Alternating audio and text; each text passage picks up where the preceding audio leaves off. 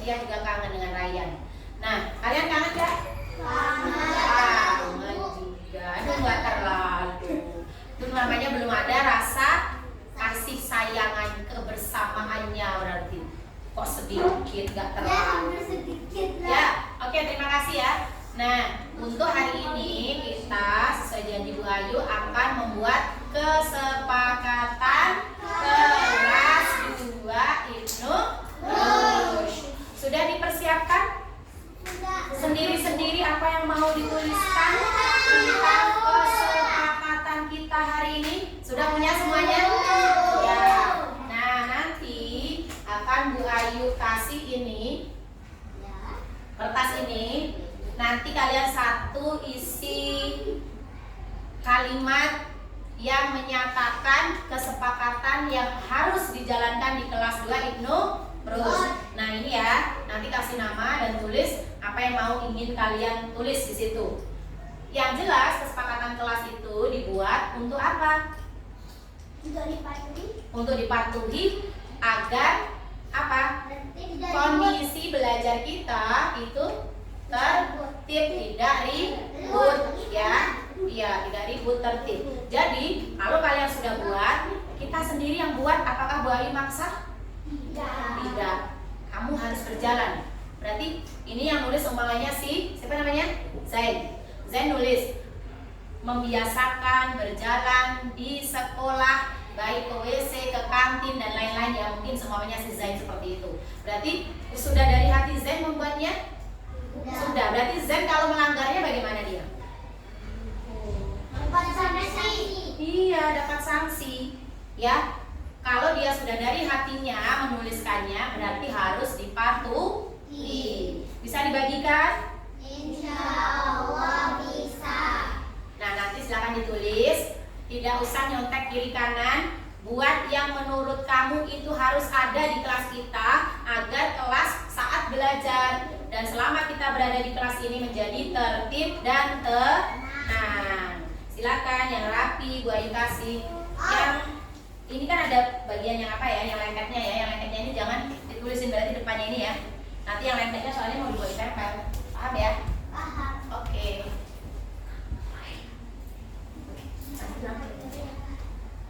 Apa dulu? Ya. Ya, sama-sama itu. Bagian sini Bu yang ditulis. Ya, bagian bawahnya. Ya. Yang ada lemnya itu jangan ya, itu nanti di bagian belakangnya itu. Iya. Ya.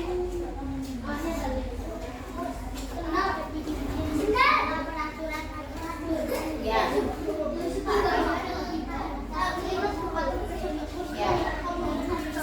Satu orang satu. Tunggu dulu sama-sama kita tulisnya ya. Simpan dulu kata-katanya. Boleh. Yang tidak itu tidak ada kata-kata tidak, nah itu nggak boleh ya. Nih.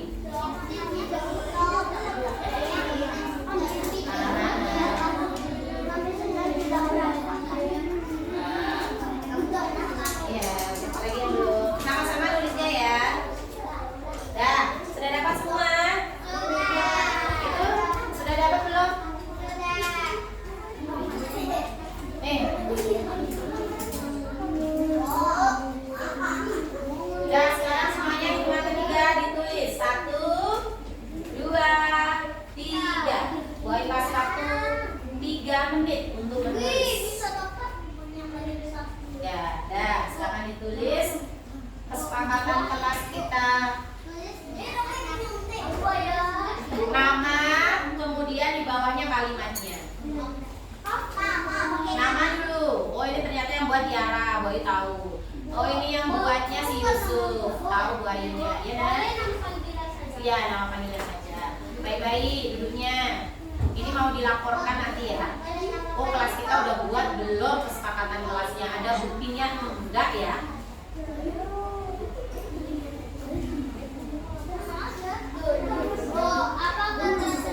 Lihat di bawahnya, nah kalimatnya. Ya.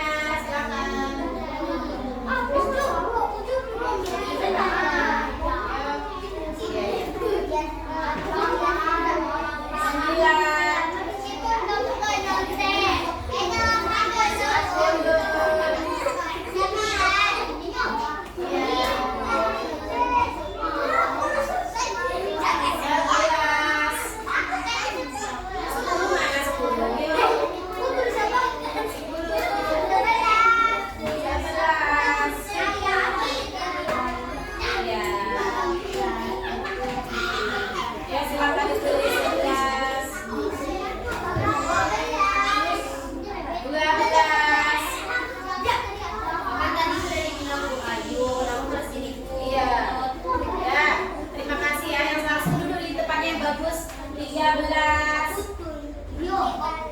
Aku tulis harus 14. 15.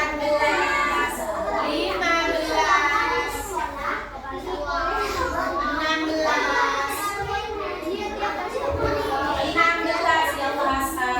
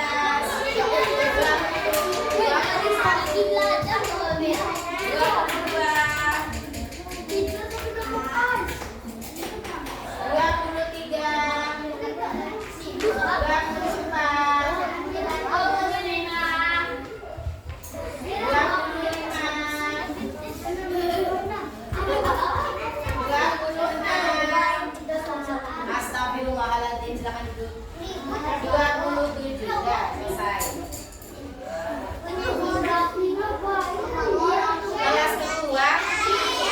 Kelas 2 Ibnu Hurus. Bagaimana duduknya?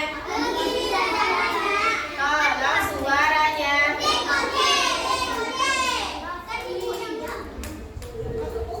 Nabu Al-Fatihah. Al-Fatihah pembukaan. Ayatnya ayat 7. Diturunkan di maka umur Quran yang lainnya. Artinya itu Al-Quran.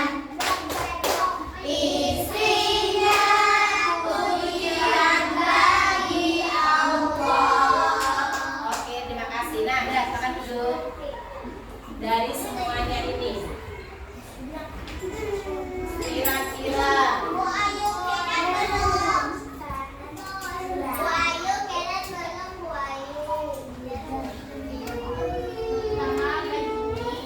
membiasakan berjalan ketika pergi kemana-mana, yaitu di lingkungan sekolah. Siapa yang seperti itu? Yang sama dengan itu kata-katanya. Membiasakan berjalan. Yuk, siapa? Duduk. Ya, ada ya yang membiasakan berjalan? Terus, apa lagi kira-kira? Yang pertama berjalan, yang kedua? Ya berjalan itu boleh berlari artinya. Yuk apa? Ya, datang jam 7.15. Datang jam 7.15. Berarti datangnya harus tepat waktu. Apa lagi? Kira-kira ya. Ada yang sama? Datang harus tepat waktu. Oke. Kemudian Mau dibawa ke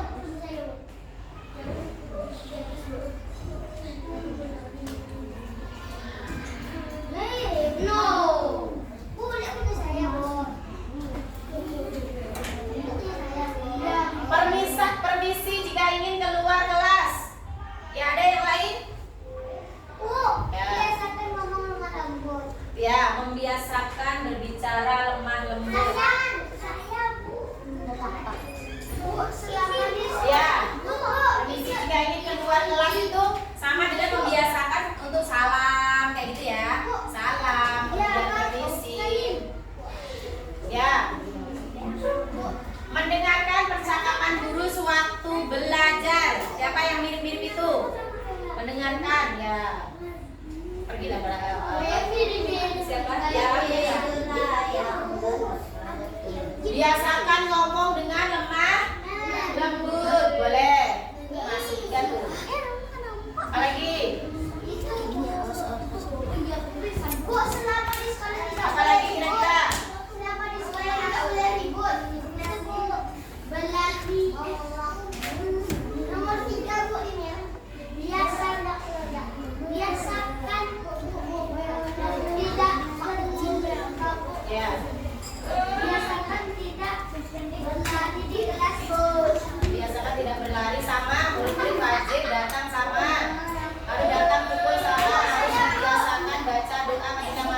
keluar kamar mandi. Membiasakan tertib di sekolah.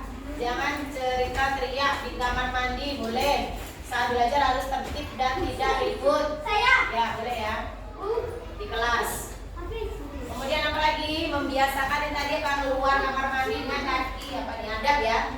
Membiasakan tidak berlari jika guru sedang menjelaskan, tidak boleh ribut, sama. Kemudian harus mendengarkan guru, sama. Harus membiasakan baca doa ketika masuk dan keluar kamar mandi, boleh lah ya. Kemudian apa lagi? Hampir sama ini semuanya, makanya Bu Ayu pilih saja. Bu, nomor 3, Bu. Tapi saya merah, saya dikena. Jangan berlari dimanapun, boleh bila sama. Nah, intinya sama ya. Nah, ini adalah keyakinan kelas kita. Kira-kira yang pertama, kamu datang itu yang pertama harus tepat waktu. Kemudian kalau sudah datang, ngapain lagi? Ya, membiasakan mengucap salam dan bersalaman. Apa lagi? Berjalan dengan tertib masuk dan keluar ke kelas. Apa lagi? Kalau udah masuk kelas, ngapain lagi? Ya, ucap salam udah tadi. Apa lagi? Mendengarkan. Ini siapa?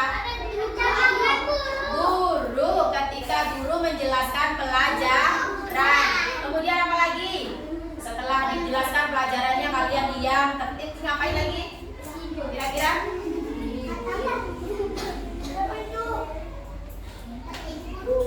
Apa lagi? Apa lagi? Mengerjakan tugas dengan tertib. Berbicara dengan suara yang lemah lembut. Apa lagi? Selama di kelas, di sekolah tidak boleh ribut. Hebat. Memakai seragam yang lengkap. Iya, tadi udah. Nah, itu ya. Sekarang Bu Ayu akan suruh ke depan satu-satu. Ini adalah keyakinan kelas kita.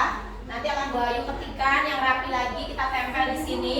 Kalau sudah kita buat seperti ini, berarti ini kan yang buat kalian sendiri kan? Muncul dari dalam diri kalian masing-masing kah atau ibu guru paksa?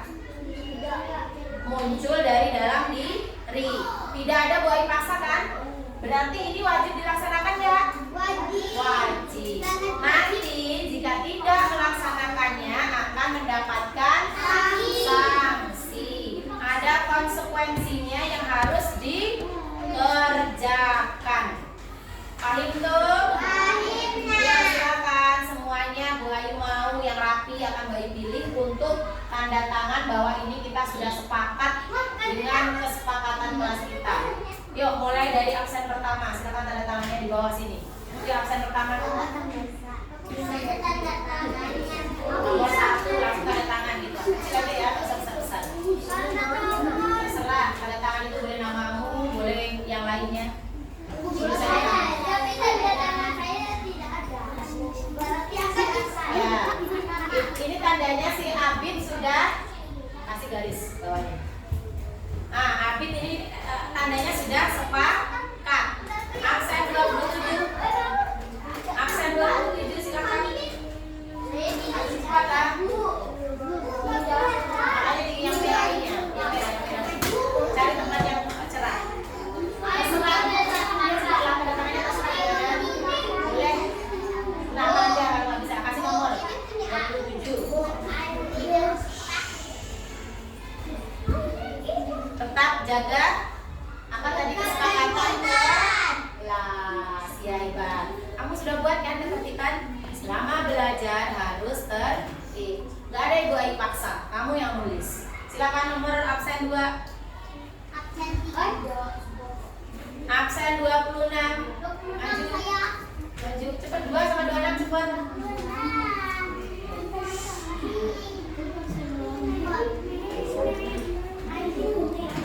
Tanda tangan nggak bisa kan? Udah disuruh tanda tangan aku ambil buku bahasa Inggris lah. Cepet ya, lama-lama yuk. Absen 3 dan 25. Udah maju. Absen 4, Ana. Absen 24.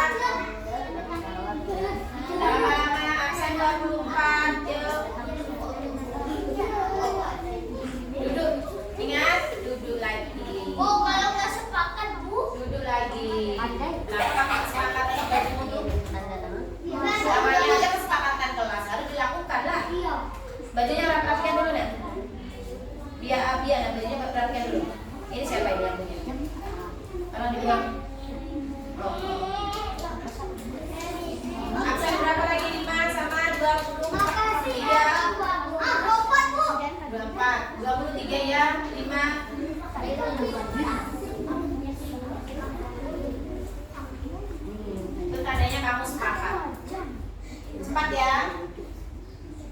Absen 6, 22, 22. Kalau udah cepat dulu apa? Bukan temannya lagi nih. Ya, mana-mana. Ya. Nah, ini ada yang bisa tanda tangan dia. Ya udah tanda tangan, gak usah dikasih nama lagi. Udah tanda tangan aja. Lanjut, absen 7. Abid gak itu? Gak ada dianya, nanti aja. Silakan dulu. Absen 7. Absen 21.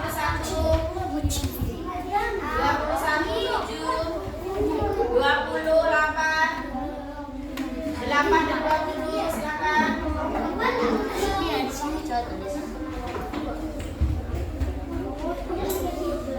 8 dan 20.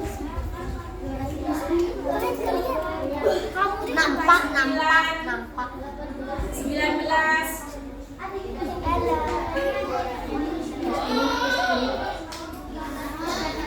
Terima kasih yang tetap tertib, berarti dia melaksanakan kesepakatan kelasnya. 10, mana 10? Udah? Silakan. 10 dengan 18. Kalau udah langsung ke apa dulu lagi? Tempat yang kosong cari. Tempat yang kosong cari. Coba ini kita 11 siapa 11? Oh iya, pas lagi. Coba.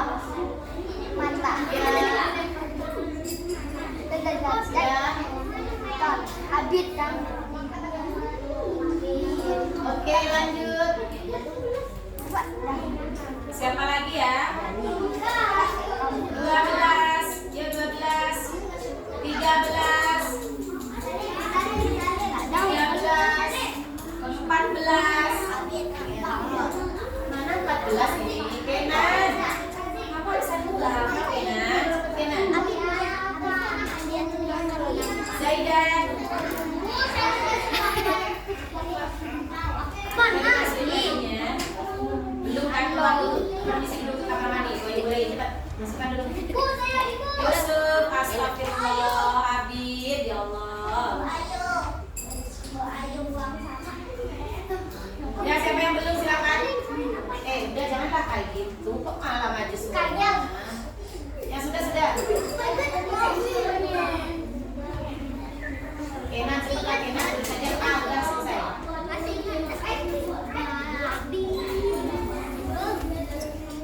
Ayo kata dia mau berlari-lari dari ujung sampai ujung. Terima kasih, alhamdulillah ya. Terima kasih yang sudah setia. Bagus, Zima. Nampak.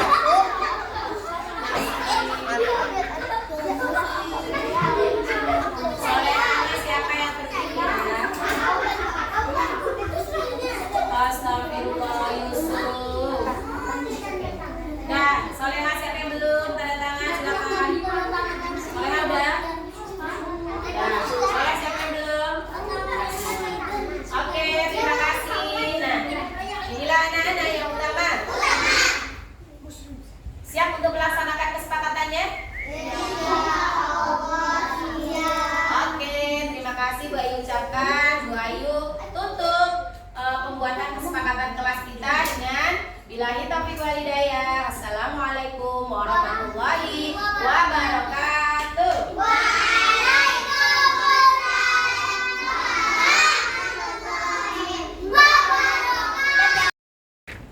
Sanika tahu nggak Bu Ayu panggil ke sini? Tidak, Bu. Tadi waktu Bu Ayu tanya tentang tugas SPDP, apakah Sanika mengerjakannya? Tidak ada, Bu. Nah, pada hari Jumat kemarin kan kita sudah sepakati kalau tugas itu dikumpulkan setiap hari Senin ya, Nak? Iya, Bu. Jadi Sanika belum mengerjakan tugasnya sama sekali ya? Belum, Bu. Nah, Bu Ayu tahu setiap manusia itu pasti punya salah. Bu Ayu juga pernah kok salah ketika waktu Bu Ayu sekolah dulu. Nah, sekarang Bu Ayu tidak mencari siapa yang salah dan siapa yang benar. Bu Ayu ingin mencarikan solusi untuk Sanika supaya nanti jika ada tugas-tugas lagi, Sanika tidak lupa untuk mengumpulkan dan ingat dengan tanggung jawab Sanika ya, Nak ya. Baik, Bu. Kira-kira apa yang membuat Sanika tidak mengumpulkan tugas hari ini? Sanika ikut pindah keluar kota, Bu. Minggu malam, Salika baru sampai ke Padang. Jadi nggak sempat untuk mengerjakan tugas karena sudah ngantuk, Bu. Sebenarnya Salika ingat, Bu, jika hari ini tugas itu dikumpulkan. Berarti Salika sudah tahu dengan tanggung jawabnya, tapi belum dilaksanakannya ya, Nak? Salika tahu nggak dengan keyakinan atau peraturan di kelas kita? Tahu, Bu, tugas dikumpulkan setiap hari Senin. Ya, berarti setelah ini Salika harus memperbaikinya ya, Nak? Baik, Bu. Nah, dengan cara apa kira-kira Salika bisa memperbaikinya?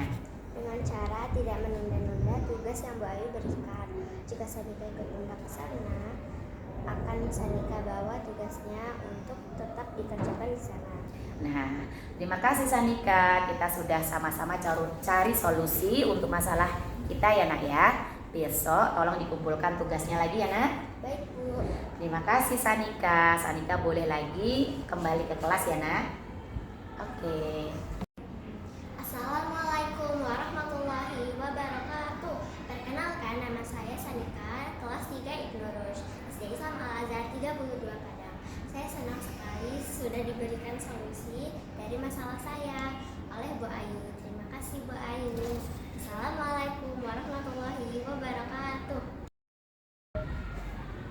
Bismillahirrahmanirrahim. Assalamualaikum warahmatullahi wabarakatuh. Waalaikumsalam warahmatullahi wabarakatuh. Terima kasih Ibu guru hebat semuanya atas waktunya di sela-sela kesibukan ini. Alhamdulillah saya selaku CKP Angkatan 8 mengundang ibu semuanya untuk menghadiri transfer pengetahuan atau apa ya namanya ya. Kita saling sharing tentang budaya positif di sekolah.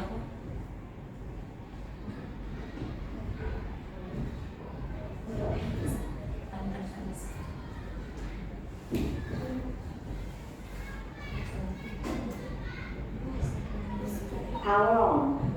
Bluetooth mode.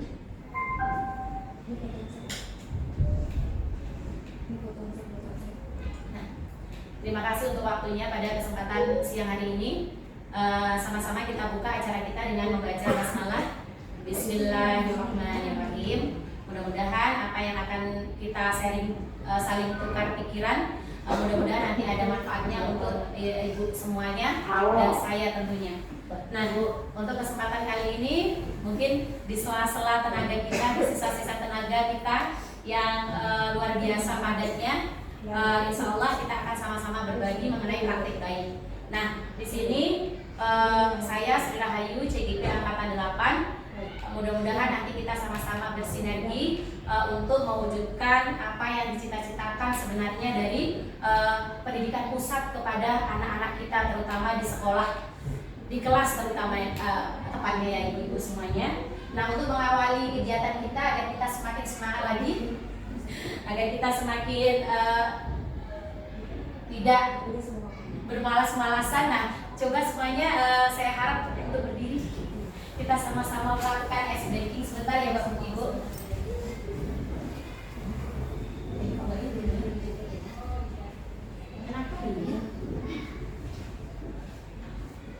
Power on. Bluetooth mode.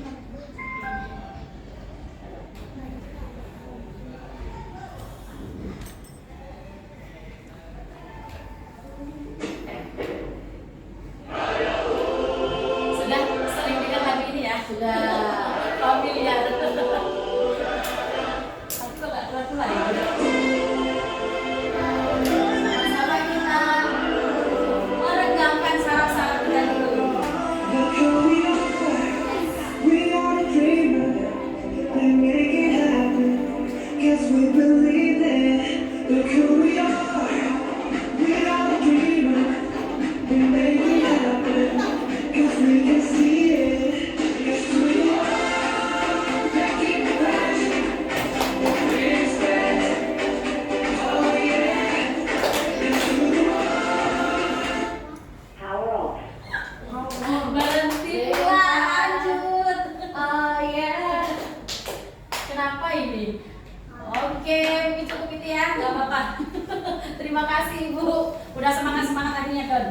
Nah, pada kesempatan kali ini, nah Nah, langsung saja ya, mungkin saya akan menyampaikan tentang budaya positif di sekolah, terutama di kelas, yang seharusnya kita sebagai guru itu harus tahu dan paham.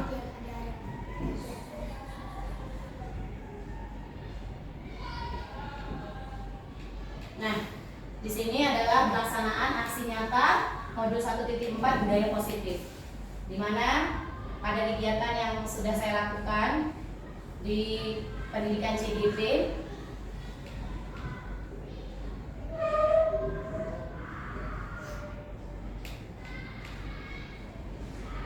kita dianjurkan untuk menyebarkan pemahaman dan pengalaman penerapan budaya positif di sekolah.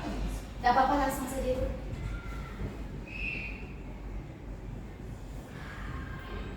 Nah, yang akan kita bahas di sini di pertemuan kita kali ini yang pertama yaitu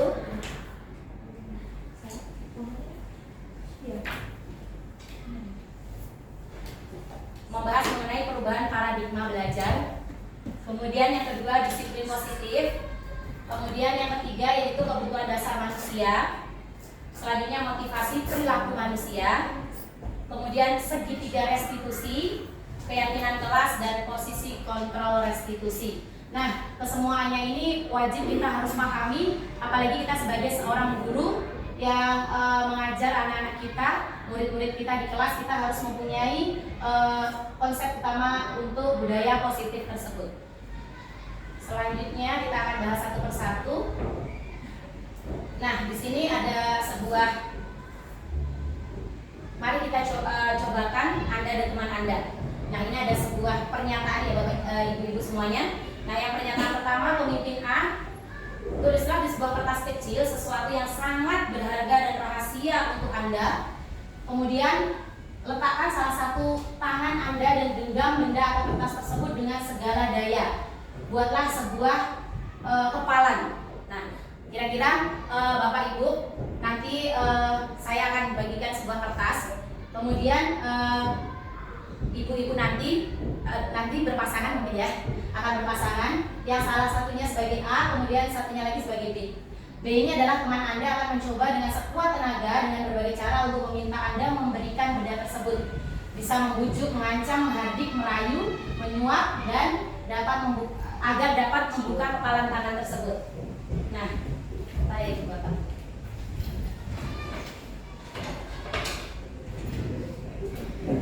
Sebagai contoh saya kasih, ini berarti pasangan semua di belakangnya aja ya, mungkin ya.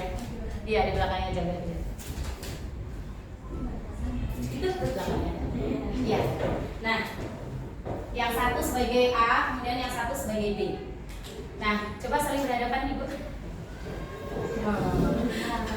Tolong Bu ya. Iya. Nah, di sini nanti yang A yaitu berperan untuk mempertahankan kertas yang dia punya dengan segala cara. Kemudian yang B membuka dengan segala daya apa yang dipunya oleh si A. Ya, silakan dalam hitungan ketiga yang bertugas sebagai A menutup kepala tangannya. Silakan. Ya, terserah dirembukan nggak apa-apa. Ini isinya sesuatu yang sangat rahasia, yang orang lain tidak boleh tahu. Jadi bagaimana untuk menjaga kerahasiaan kita? Jadi bagaimana upaya Anda, kemudian bagaimana upaya teman kita untuk yang berperan sebagai B. Nah, ingin tahu juga caranya bagaimana ya? Hitungan ketiga kita mulai Bapak Ibu. 1, 2, 3.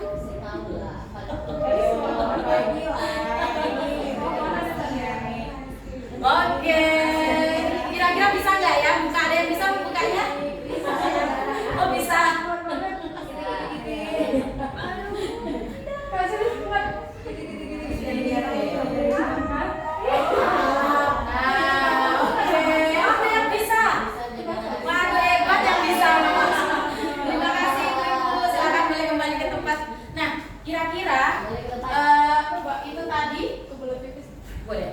Nah, dalam kegiatan ini tadi, sesungguhnya siapa yang memegang kendali atau kontrol untuk membuka atau menutup kepala tangan kita? Siapa? Yang memiliki kontrol untuk membuka atau menutup kepala tangan kita? Diri kita sendiri. Diri kita sendiri. Nah, ini ibaratnya adalah sebuah sekolah. Setiap sekolah itu mempunyai suatu, katakanlah apa ya, yang dimiliki boleh tahu. Nah, bukan keunggulan saja, salah satunya itu juga kemudian mungkin ada sesuatu yang tidak boleh sampai orang lain tahu. Biasanya yang nggak boleh sampai orang tahu itu bagaimana? Kejelekan atau kebaikan? Iya, pasti sesuatu itu pasti ada yang baik, ada yang buruk. Nah, jadi kita harus sebisa mungkin, sekuat tenaga mungkin untuk mempertahankan itu, jangan sampai orang lain tahu. Kemudian kita harus bisa merubahnya, ya, merubahnya dan membenahi agar hal tersebut menjadi lebih baik lagi. Nah, itu ya kegiatan kita tadi. Selanjutnya ilusi kontrol. Nah, ini berhubungan dengan ilusi kontrol.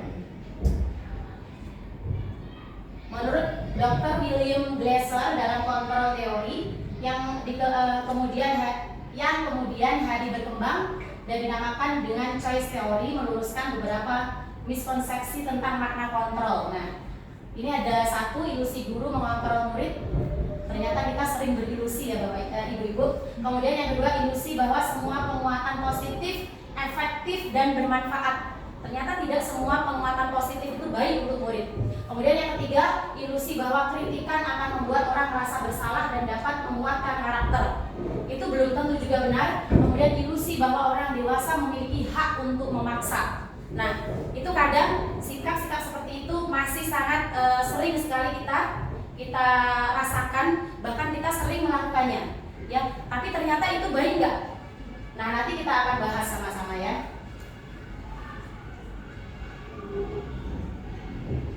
Nah, di sini ada stimulus respon dan teori kontrol. Nah, realita kebutuhan kita sama untuk stimulus respon pandangan orang tersebut ya. Kemudian semua orang melihat hal yang sama. Jika kita memiliki stimulus respon ini ciri-cirinya. Kemudian kita mencoba mengubah orang agar berpendapat sama dengan kita, kayak memaksa istilahnya ya. Kemudian perilaku buruk dilihat sebagai suatu kesalahan. Orang lain bisa mengontrol saya bisa mengontrol orang lain. Pemaksaan ada pada saat bujukan gagal. Kemudian yang terakhir yaitu model berpikir menang kalah. Nah, itu kalau stimulus respon. Kalau orang itu memiliki pemikiran teori kontrol, nah ini orangnya realitas, kebutuhan kita berbeda. Semua orang itu memiliki kebutuhan yang berbeda-beda. Kita tidak sama kebutuhan kita. Kemudian setiap orang memiliki gambaran berbeda. Nah, berarti kita memberikan pandangan kepada anak didik kita itu bahwa anak didik kita itu tidak boleh. Dia harus bisa mengemukakan pendapatnya sebisa dia walaupun mereka baru kelas 2 ya Ibu. Kemudian kita berusaha memahami pandangan orang lain tentang dunia. Kemudian suatu perilaku memiliki tujuan. Hanya Anda yang bisa mengontrol diri Anda, benar tidak? Apakah Anda bisa dikontrol orang lain atau mau? Enggak ya? Ya, biasanya kita sudah berada di posisi teori kontrol. Kemudian Anda tidak bisa mengontrol orang lain. Ya, kita tidak bisa mengontrol orang lain. Kemudian kolaborasi dan konsensus menciptakan pilihan-pilihan baru. Kemudian model berpikir menang-menang. Nah, semua yang kita lakukan itu ternyata walaupun itu salah, ternyata ada sesuatu hal yang membuat dia melakukan itu karena mereka itu memang butuh melakukan itu. Contohnya melakukan kesalahan, karena dia pada saat itu memang butuh dia melakukan kesalahan itu, makanya dia melakukan kesalahan. Nah, nanti akan kita bahas lagi. Kenapa salah boleh gitu ya? Kenapa salah dibenarkan gitu?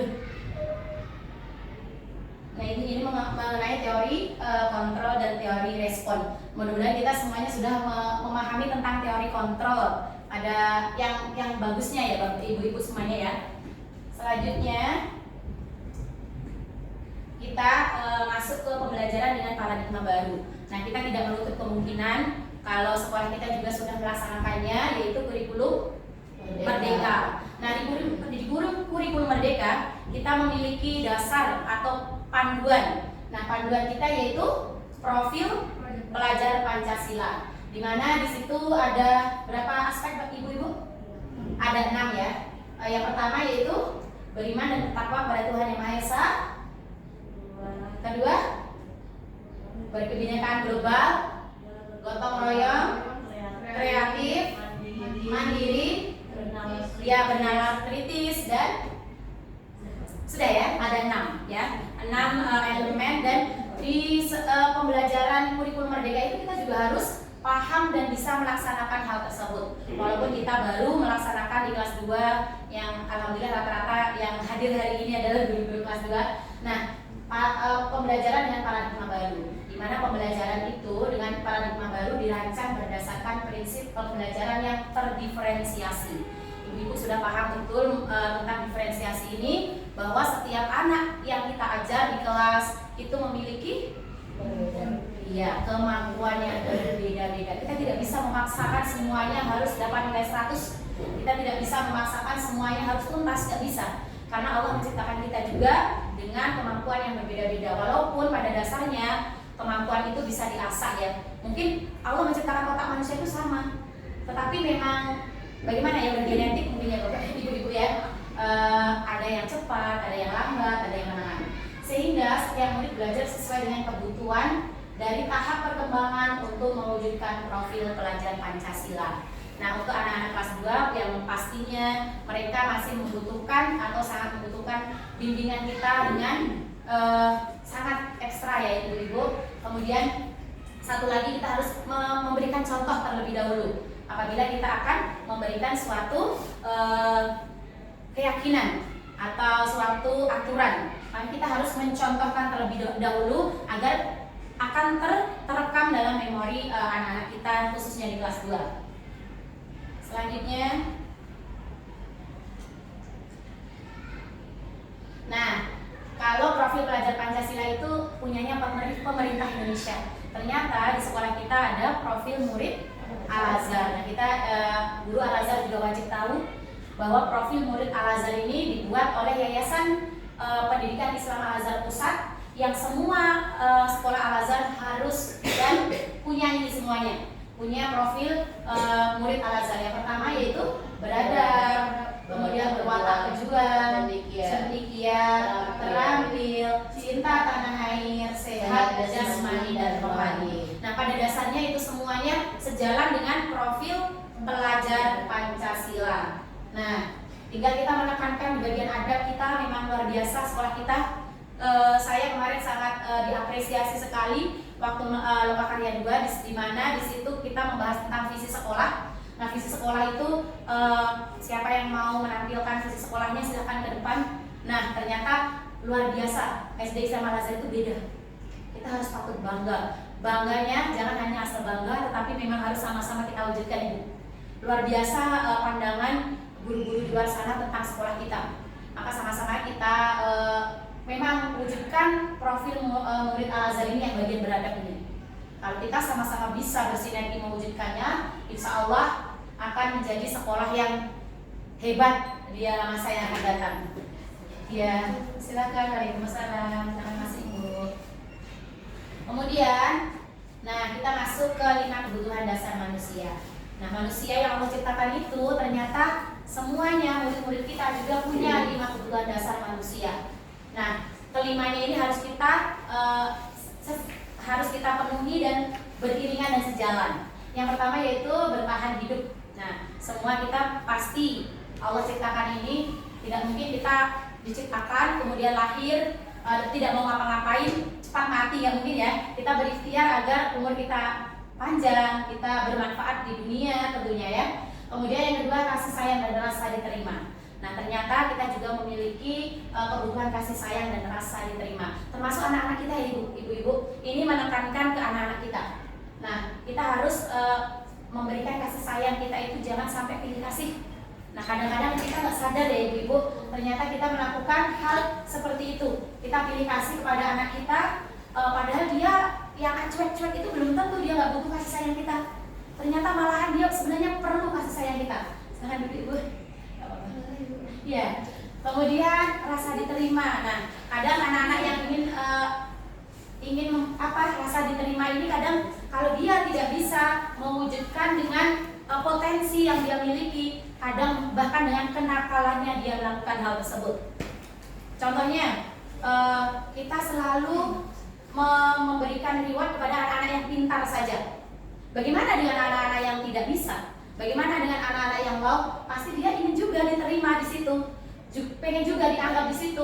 Akhirnya karena dia merasa tidak dianggap, dia melakukanlah kenakalan-kenakalan terhadap teman-temannya. Nah, itu yang bahaya sekali. Nah, kita sebagai seorang guru harus bisa memberikan kasih sayang kita itu sebagaimana wajarnya, kemudian jangan berlebihan kepada satu orang saja dan mengabaikan yang lainnya. Nah, itu yang kadang selama ini kita rasakan ya ibu-ibu, kita cenderung kepada anak-anak yang pintar, kita abai, kita lalai dengan anak-anak yang lambat sekali. Kadang kita marah-marah seperti itu. Ternyata itu nggak bisa ibu, nggak boleh ibu. Nah, kadang dia akan malah melampiaskan ke hal-hal yang tidak baik. Karena dia tidak diterima, merasa dia tidak diterima, akhirnya melakukan hal-hal yang tidak baik, akhirnya mengganggu teman, cari perhatian dia, kemudian mengambil barang teman, dia buat masalah terus. Nah itulah kita sebagai seorang guru harus melakukan kasih sayang dan rasa diterima ini memang harus sesuai dengan porsi sebagaimana seorang guru di kelas, jangan sampai kita membeda-bedakan. Kemudian yang ketiga, penguasaan. Nah, seorang murid, apalagi kita ya seorang yang sudah dewasa, nah kita semuanya mempunyai rasa ingin menguasai. Nah, kadang kita ingin menguasai, tapi untuk anak-anak memang harus kita arahkan. Kalau kita mungkin yang sudah dewasa bisa berpikir secara logis bagaimana menguasai itu, apakah boleh dengan segala cara. Nah, makanya kalau anak-anak mungkin masih perlu bimbingan kita, jadi kita harus membimbing, mengarahkan anak-anak itu untuk memenuhi kebutuhan 5 kebutuhan dasar yang penguasaan ini. Karena mereka masih belum paham untuk memilih mana yang baik dan mana yang benar. Kalau kita pasti ya sudah bisa, gak mungkin kita nauzubillah ya, tamak, rakus gitu ya, akan kedudukan atau kekuasaan gitu ya. Tapi kalau anak-anak mungkin itu sangat kadang seperti ini, anak-anak yang berprestasi sering kita suruh maju ke depan, kita kasih reward. Nah itu nanti cenderung dia akan melakukan penguasaan, ya, akan menguasai. Nanti sewaktu-waktu dia tidak dipanggil, akan jadi gimana ya, berubah dia, pasti akan berubah penilaiannya terhadap kita. Nah makanya hati-hati dengan reward itu, ternyata kita harus hati-hati sekali dengan punishment dan reward yang kita lakukan kepada anak-anak. Kemudian kebebasan. Nah, ternyata kita juga harus memberikan kebebasan yang seluas-luasnya kepada anak didik kita. Walaupun dia aktif, walaupun dia suka teriak-teriak mungkin di kelas, ternyata harus diberikan kebebasan untuk mengekspresikan itu, sehingga nanti kita bisa mengarahkan secara perlahan-lahan, ya. Kita tetap harus memberikan kebebasan kepada mereka ibu ternyata. Nah, kita selama ini enggak yang ribut, yang jalan terus kita diam, ya nggak boleh gitu ya. Ternyata memang ada saatnya kita serius itu ya, pasti ya kita sudah bisa memahaminya. Kemudian ada saatnya memang anak-anak itu diberikan ruang untuk itu, untuk dikembangkan bakat yang suka berjalannya itu, suka ngobrolnya itu, memang harus kita bisa mewadahi hal tersebut. Nah itu yang baru dinamakan guru yang berpihak kepada murid. Selama ini kan kita kadang malah marah sama anak-anaknya seperti itu, terutama saya. Ya, benar Ibu. Kemudian kesenangan. Nah, ternyata di kelas itu kita juga harus bisa menciptakan kesenangan kepada murid-murid kita. Nah, salah satunya dengan berbagai cara media pembelajaran. Mungkin dia dibawa keluar, mungkin dia disuruh mempraktekkan langsung dengan temannya, kerja kelompok dan lain sebagainya. Ibu-ibu pasti sudah hebat untuk menciptakan kesenangan di dalam kelas tersebut. Nah, ini sebenarnya kita tidak bisa tutup mata ibu-ibu semuanya. Kita harus melakukan 5 kebutuhan dasar manusia ini di kelas, terutama untuk anak-anak kita. Karena itulah guru yang hebat yang bisa memenuhi kebutuhan anak-anak kita akan kebutuhan dasar ini. Kalau mereka sudah terpenuhi, insya Allah dia tidak akan mau cepat pulang. Bahkan mereka kalau ganti guru sampai nangis-nangis, nggak mau pisah sama gurunya, nggak mau gitu ya. Karena memang mengidolakan dengan guru tersebut, karena berkesan beliaunya bisa mengelola 5 kebutuhan dasar manusia ini, termasuk murid kita. Ya. Selanjutnya 5 posisi kontrol. Nah yang ini mungkin kita sering ya, kadang kita merasa diri kita itu sebagai penghukum, lebih seringnya yaitu Bapak. Nah ini 5 posisi kontrol ini untuk guru. Yang pertama yaitu penghukum, yang kedua pembuat merasa bersalah, yang ketiga teman, yang keempat pemantau, dan yang kelima manajer. Nah dari kelima posisi kontrol ini kira-kira mana yang menurut Bapak Ibu yang paling keren, yang paling tepat? Ya, manajer. Ternyata kita di posisi manajer harusnya. Nah, yang selama ini kita lakukan ternyata di penghukum 1, kedua membuat Iya, menyudutkan, benar sekali. Kemudian teman itu ternyata juga ada baiknya, ada enggaknya juga Ibu. Kemudian pemantau itu kayak kita cuek saja, kita liatin aja ya, dan kita tidak ada respon sama sekali, itu yang pemantau. Nah, yang paling benarnya adalah manajer. Nah, ya, di sini nanti ada videonya yang mungkin Bapak Ibu sudah pernah lihat, ada yang sudah pernah lihat, yang baru lihat silahkan nanti disimak. Mungkin di sini untuk membedakan mana posisi pemantau, manajer, dan apa? Dan yang teman itu hanya nanti di bagian-bagian penekanan dari suaranya tersebut, ya. Kemudian kata-katanya juga sih. Tolong dia bisa bantu. Ini tadi nggak bisa masuk. Nggak ada. Oh ini. Cari Ibu. Laptopnya ngelola. Ininya nggak masuk ke sini. Power on. Bluetooth mode. Iya, tapi dia nanti sebentar lagi mati tuh. Aku ganti aja. Ada colokannya.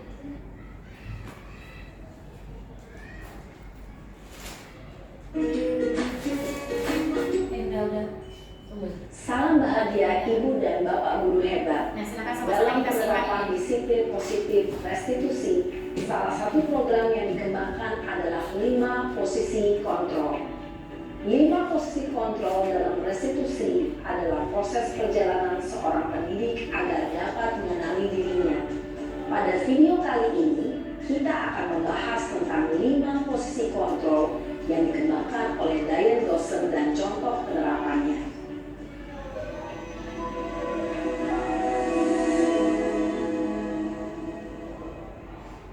Lima posisi kontrol itu adalah 1. Posisi penghukum. 2. Posisi pembuat merasa bersalah. 3. Posisi teman. 4. Posisi pemantau atau monitor.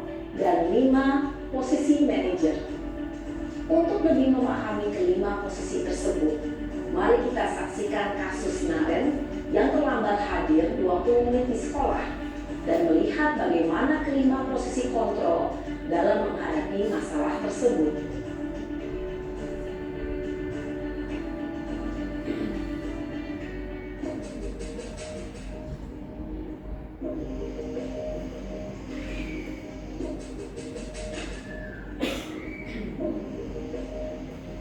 Naren! Sini kamu! Selalu terlambat. Kamu deh, pasti terlambat. Maaf Bu, saya Apa? Apa coba? Alasan kamu apa lagi? Kapan sih kamu tidak terlambat? Malas sekali ya kamu jadi anak. saya Dasar pemalas. Gak kapok-kapok sih kamu. Sudah berapa kali terlambat? Sana, kamu keliling lapangan basket 2 kali. kenapa saya harus keliling lapangan basket Bu? Kenapa? Kamu melawan ibu. Berani-beraninya jawab. Sudah terlambat, masih berani jawab pula. Sekarang, keliling lapangan basket 5 kali sekalian. Biar kapok. Cepat. Pergi sana ke lapangan basket. Posisi penghukum biasanya berbicara dengan nada tinggi, menghardik, menunjuk-nunjuk, menyakiti, dan menyindir. Hukuman bisa berupa fisik maupun psikis. Ibu dan Bapak guru hebat, dampak yang terjadi pada murid ketika guru berada pada posisi penghukum adalah murid cenderung akan memberontak, bahkan menyimpan dendam.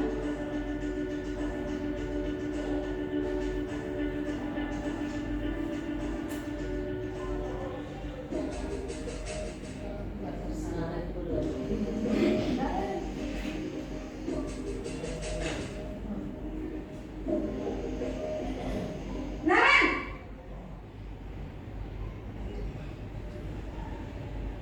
Selamat pagi Bu. Naren. Kamu kenapa terlambat lagi, nak? Ya Tuhan, Naren.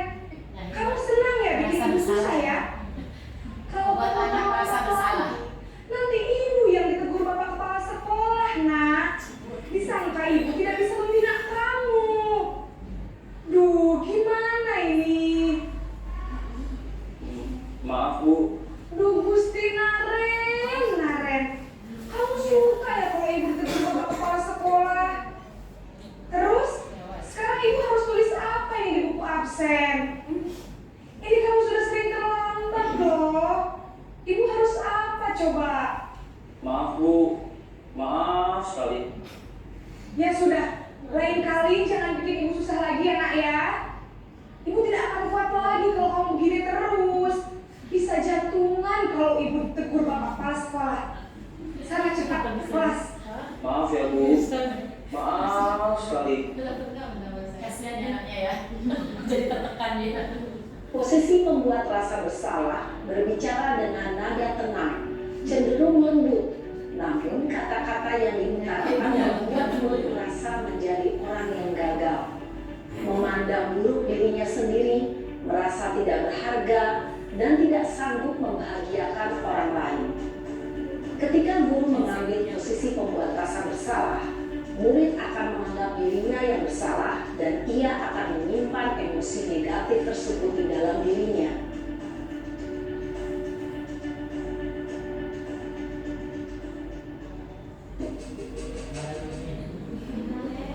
Nah ini teman ini. Ternyata si teman. Ternyata teman masih ini ya Bu ya. Masih tinggi nadanya. Naren! Spot jantung pula dia ya Bu ya. Oh iya. Selamat pagi Bu. Wah, sudah jam berapa ini nak?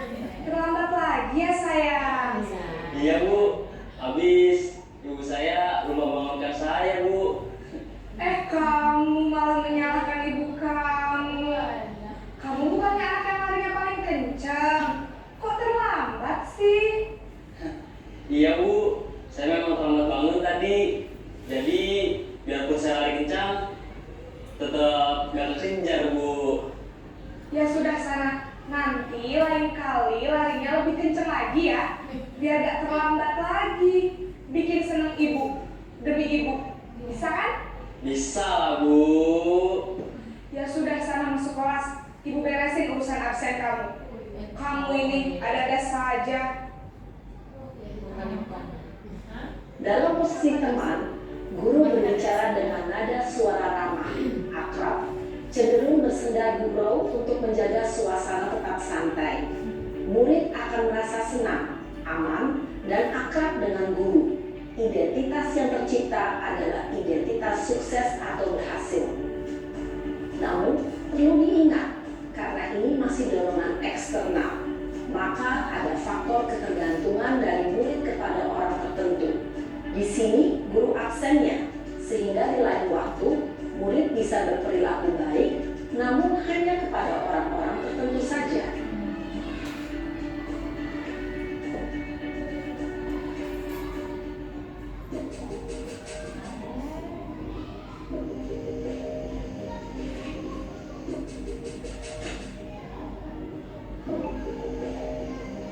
Naren!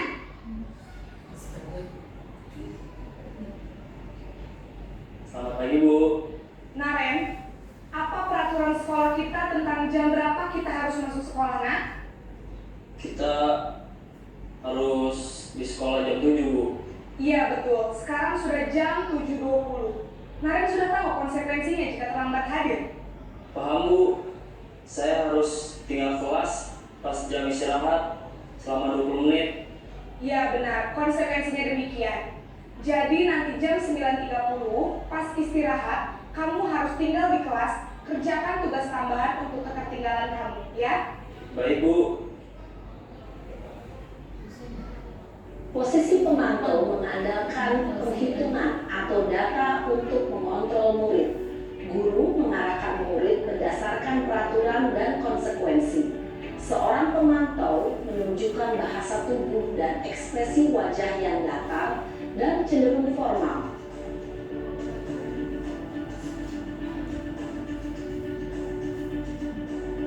Nah ini harusnya kita posisi meja.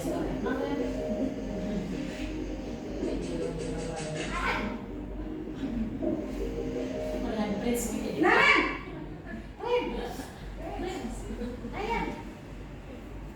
Selamat pagi Bu. Selamat pagi Naren. Maaf Bu, saya terlambat. Iya, sekolah masuknya jam 7, sekarang sudah jam 7.20. Jadi sekarang bagaimana ini Naren? Maaf Bu, saya lupa setelah awal saya semalam. Baiklah, menurut kamu, keyakinan sekolah yang mana yang perlu kamu tingkatkan? Menghargai diri sendiri dan orang lain mungkin ya Bu. Setuju. Jadi, apakah Naren meyakini prinsip saling menghormati tersebut? Iya Bu, saya meyakininya. Apakah Naren bersedia memperbaiki masa? Nah, ibu semuanya, untuk di posisi manajer ini kita biasanya mengingatkan anak terhadap keyakinan kelas. Jadi timbul kesadaran secara intrinsik dari dalam diri anak tersebut untuk mau berubah. Itu sebenarnya. Tapi kalau yang posisi 1 sampai 4 itu rasanya itu masih dari lingkungan luar, dari eksternal, benar sekali. Ibu itu yang mengarahkan kita, kemudian mengingatkan kita, belum sadar dengan sendirinya bahwa hal tersebut itu memang salah. Sebenarnya itu ya Ibu, untuk membedakan antara kontrol yang satu dengan yang lainnya. Yang manajer ini adalah menimbulkan rasa dia ingin berubah di dalam diri mereka masing-masing. Anak tersebut. Mungkin itu saja tentang posisi kontrol dari guru.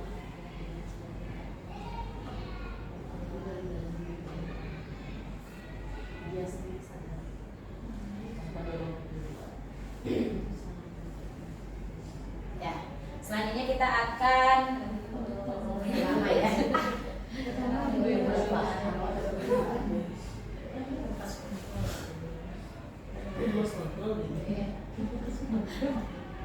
Tapi kayaknya kalau kita di SD nggak seperti itu ya Ibu ya. Ya, kita belum sampai nadanya sampai membentak-bentak seperti itu. Mungkin yang di SMA gitu ya. Ini kenapa? Iya. Iya. Kalau pemantau itu kita sering menghubungkan dengan kedisiplinan atau peraturan di kelas, biasanya seperti itu. Belum juga muncul dari dalam dirinya. Ya, kemudian ini adalah motivasi eksternal dan motivasi internal. Ya, mungkin nanti saja bisa kita lanjutkan untuk yang lainnya. Nah, mengenai segitiga restitusi. Nah, untuk ibu-ibu semuanya, segitiga restitusi ini adalah sebuah proses untuk menciptakan kondisi bagi murid untuk memperbaiki kesalahan mereka sehingga mereka bisa kembali pada kelompok mereka dengan karakter yang lebih kuat. Nah, ini hubungannya dengan sebuah kesalahan yang dilakukan oleh murid, bagaimana seorang guru itu bisa menyelesaikannya dengan tahapan-tahapan yang ada di segitiga restitusi. Sebenarnya segitiga restitusi ini adalah tahapan-tahapan penyelesaian masalah terhadap murid. Nah, ada 3 tahapan. Yang pertama yaitu menanyakan keyakinan. Yang pertama validasi tindakan yang salah. Kemudian yang kedua menstabilkan identitas. Kemudian yang ketiga menanyakan keyakinan. Nah, ini ada 3 tahapannya ya Bu ya. Validasi tindakan yang salah, kemudian menstabilkan identitas dan menanyakan keyakinan. Nah, ini validasi tindakan yang salah ini sebenarnya kita menanyakan kepada anak tersebut kesalahan apa yang kamu lakukan. Kemudian menstabilkan identitas ini dia digali, anak tersebut digali, ditanya lebih dalam lagi bagaimana solusi jika kamu melakukan salah tersebut. Pasti anak itu bisa mengatakan solusinya, walaupun solusinya itu sesuai dengan taraf berpikirnya ya. Kalau anak-anak SD kelas 2, kelas 1 pasti berbeda dengan anak-anak yang sudah kelas 6. Kemudian menanyakan keyakinan kelas. Kita kembali lagi ke keyakinan kelas. Ternyata di kurikulum Merdeka ini kita sebenarnya bukan peraturan lagi Bu. Yang kita buat untuk di kelas itu adalah keyakinan kelas. Keyakinan kelas itu nanti akan kita buat, biasanya kita buat di awal tahun sebagai peraturan kelas yang biasanya kita gunakan selama ini. Nah, kita rubah lagi dengan keyakinan kelas. Berarti itu nanti kita buatnya dengan murid-murid kita, dari murid-murid kita juga peraturannya. Kemudian kita pilih mana yang sesuai dengan kondisi kelas kita pada saat kita akan melaksanakan pembelajaran. Jadi guru bidang studi pun bisa melakukan keyakinan kelas itu Ibu.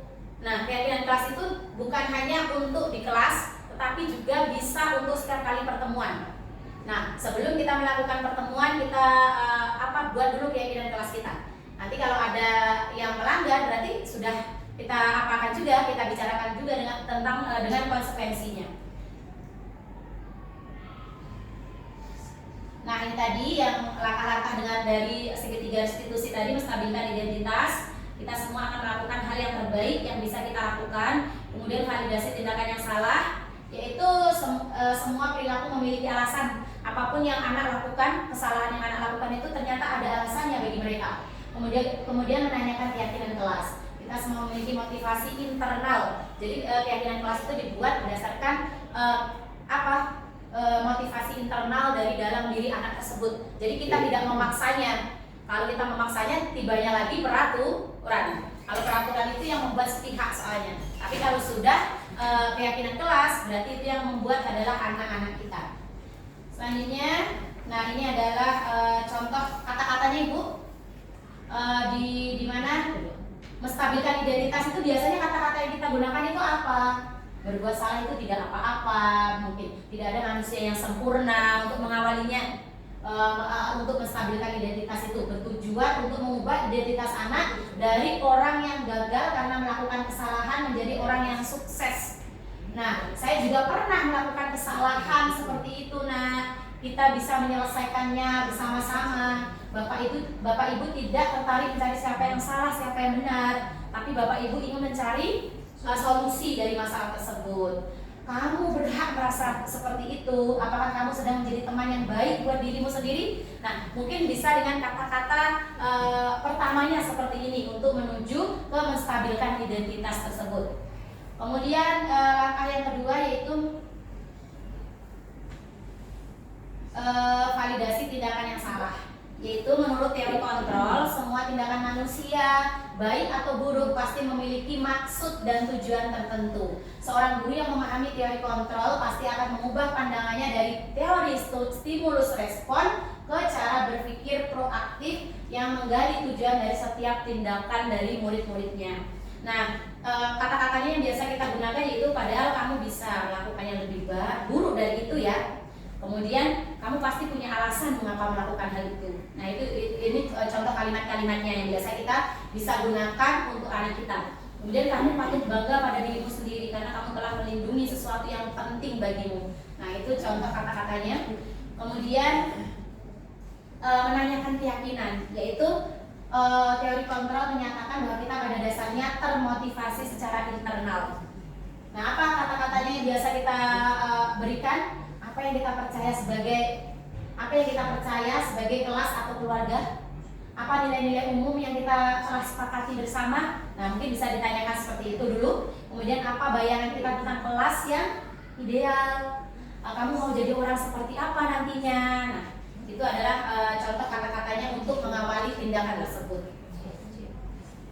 Nah, cukup sampai di situ, ibu-ibu hebat semuanya. Terima kasih untuk waktunya. Iya, alhamdulillah, mudah-mudahan kita sama-sama bisa berubah untuk yang lebih baik lagi, menjadi guru-guru yang membuat murid-murid kita bahagia di sekolah sampai di rumah ya. Nanti anak-anak kita bisa menceritakan bahwa gurunya itu loh guru yang hebat. Memang guru-guru yang mempunyai kompetensi kompetensi guru yang sebenarnya bisa kita lakukan. Jadi kalau kita bisa melakukan hal tersebut, mudah-mudahan kita bisa melakukan pembelajaran yang berpihak kepada murid. Harapan kita semuanya pasti seperti itu ya ibu-ibu semuanya. Terima kasih untuk waktunya. Alhamdulillah selesai. Sedikit ilmu dari saya mengenai budaya positif. Mari sama-sama kita mengubah diri kita, terutama kelas kita dan cara mengajar kita. Mudah-mudahan kita menjadi guru yang paripurna. Terima kasih. Amin ya rabbal alamin. Terima kasih untuk waktunya. Billahi taufiq wal hidayah. Assalamualaikum warahmatullahi wabarakatuh. Waalaikumsalam.